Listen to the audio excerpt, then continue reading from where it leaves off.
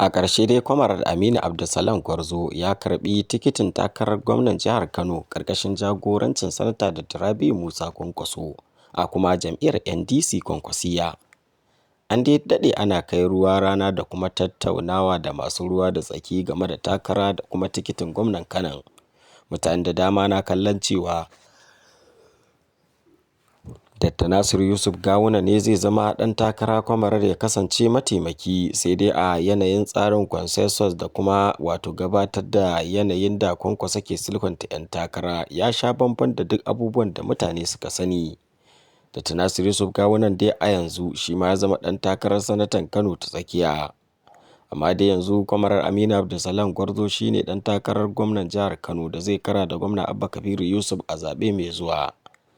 Yanzu haka dai an kammala komai kuma tikiti ya tabbata hannun Kwamarar ɗin. Ya kuke ganin yadda za ta kasance tsakanin Kwamarar da kuma gwamna Abba Kabiru Yusuf, kasancewar sun zauna a inuwa ɗaya kuma ya masa mataimaki?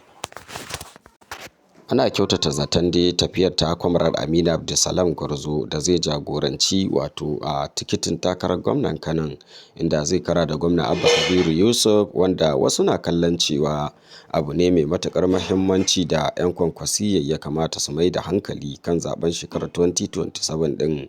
Yanzu kuma za a mai da hankali kan zaɓo mataimakin gwamnan jihar Kano. A baya dai an yi tunanin Dr. Nasiru Yusuf Gawuna ɗaya zai yi ma ɗaya mataimaki, ɗaya kuma ya rike tikitin takarar gwamnan jihar Kano. To sai dai a wannan tikiti da aka tsaida Kwamarar Aminu Abdulsalam Gwarzo, kuma Gawuna ya samu takarar ɗan majalisar tarayya. Yanzu dai kuma ana jiran dakon wanda zai kasance ya yi ma Kwamarar Aminu Abdulsalam Gwarzon mataimaki. Ku bayyana naku ra'ayin dangane da wannan tikiti.